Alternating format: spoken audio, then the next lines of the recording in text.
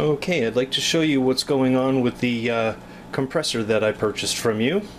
You'll notice that the tank does have a little bit of pressure in it. I had to use this regulator because the regulator that came with it did not have the proper fittings, where this one did. Now, I'm going to switch it on.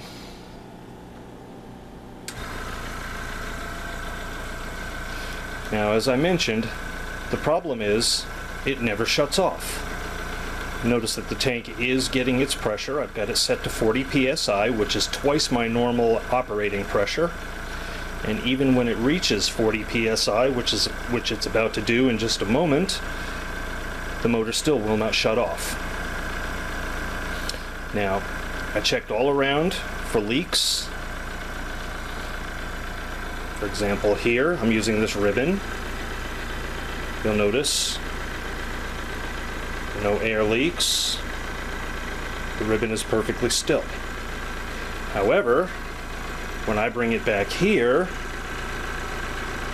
it begins to freak out, indicating that there is actually a leak right around here. I can feel it rather strongly coming out here, right along this seal on the other side. Again, bring the ribbon up, and you can see it quivering.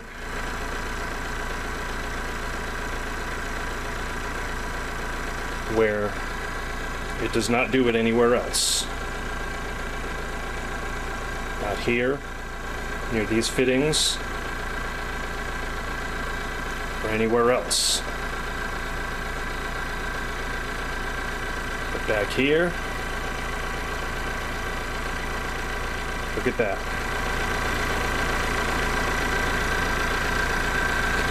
We are at 40 psi, you can see on the gauge. The air is coming out very strongly around here. Everything on the motor is kind of hot, but this fitting right here is cool because there's air blowing on it.